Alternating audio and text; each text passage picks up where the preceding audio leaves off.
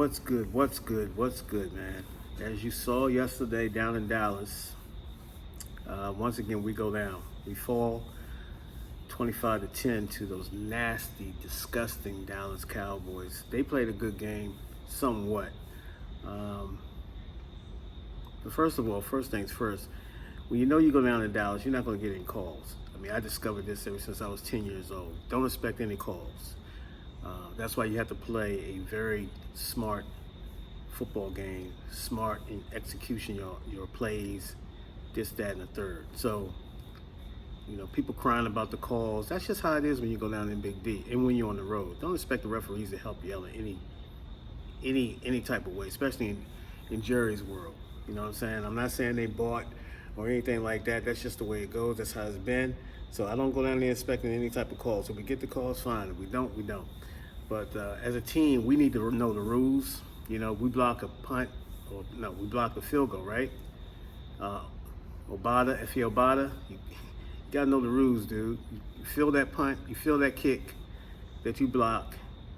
And if you don't think you can get it, you gotta realize that it's a live ball, and that can get you 2 points, which would have been 12-9, or at least get it.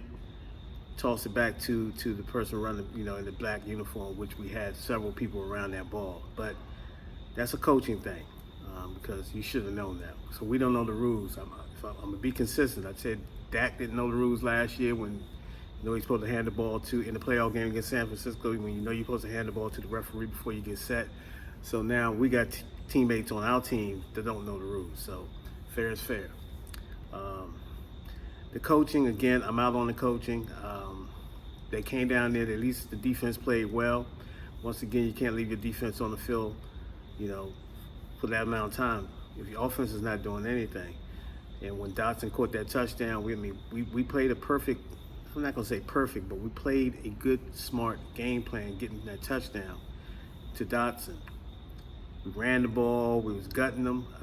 I don't want to even hear about Michael Parsons. Yeah, he affected the game, he's good. But like I said, and I've been telling people, guys like that, you got to run at them. And we ran at him, and at the end of the game, he was worn out. You just got to run at people like that. He can't handle the run. They want to make him Superman. He's a good player. I'm not taking anything away from him. But we ran at him, and you saw where he was. He was on the sidelines. And then when he get on the sidelines, we don't take advantage of that. So it's just every day, all the time, bad coaching. We got just bad schemes. Scott Turner, I'm out on him. I'm out on Scott Turner. I'm out on Jack Del Rio. Like I said, I'm out on the coaches. Keep putting Fuller in there. Now, this is the embarrassing part. You got with the kid that came back from Dallas, Michael Gallup, comes back off of ACL. Okay, hasn't played all season, and do a slight move or head fake to Kendall Fuller, and he's out. He's 2 steps behind. He's slow. He can't keep up with these receivers in the NFL anymore. William Jackson, his technique is terrible. So we got 2 corners who have bad technique. They go for any moves. CeeDee Lamb made him look like a complete amateur yesterday with those double moves. And I don't even blame, William Jackson III on the double moves for CeeDee Lamb on that touchdown.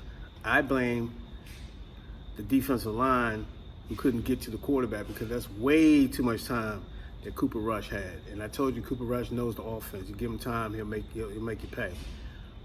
What else did I see? William Jackson, he's just grabbing people like, hold up.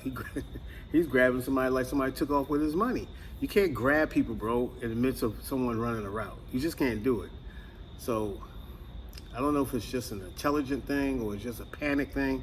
Maybe it's a combination of both. Ron Rivera, I did see some emotion out of him. He looked like a man that feeling the heat. So I can't put anything on him except that he keep putting the same players out there. I'm glad they got Trey Turner out the game. Look, man, he's a backup at this point. He's a turnstile.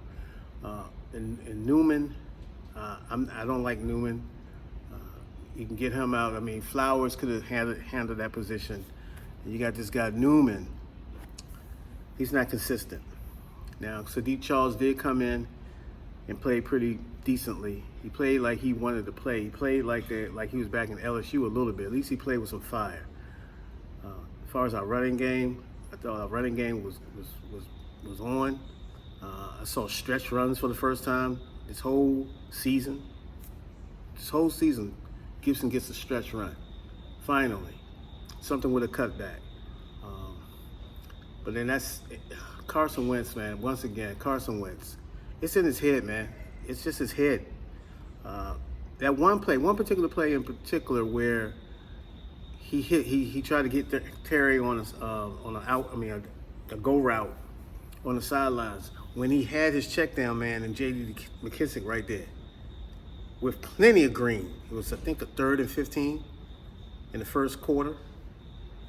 J.D. McKissick kind of begging for the ball, and he chose to go to Terry. Didn't connect. So it's Carson Wentz with his decision making, his confidence. At this point, man, like I said, I mean, if you're gonna bring Heineke in or bring Sam Howell in, I prefer Sam Howell and leave Heineke there just in case Sam Howell falters. But they're gonna stick with Carson Wentz, the $28 million man. They're gonna pretty much stick with him. So they gotta live with it, and we as fans gotta deal with it. So what else can I say, man? It was just a typical game, but it was a competitive game. We were in the game. We did what we needed to do. Outside of that one drive when Dotson scored, then it seemed like Dallas said, okay, it's gonna be one of them football games. It's gonna be one of these type of Army-Navy football games. It's gonna be a rock and sock football game. We're gonna run the ball. They ran it down our guts. We're gonna run it down their guts, and they did. We cannot give up a touchdown. And then who we had? They did have a matchup problem with old boy again, Michael Gallup, and Cole Holcomb couldn't keep up. So we got some things to clean up, man. But to me, I wouldn't say the season is lost yet. We're 1-3. We gotta get this home window against the Titans, and I'm gonna tell you like that. That's not gonna be an easy task at all.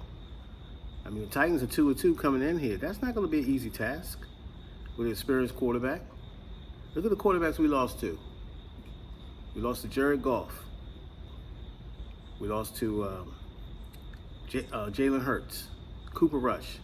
And everybody kept talking about, the quarterbacks, we facing much less the quarterbacks. That's why I say you don't play that schedule game. You don't go up here and look at the schedule talking about, we got this, we got that, we got that.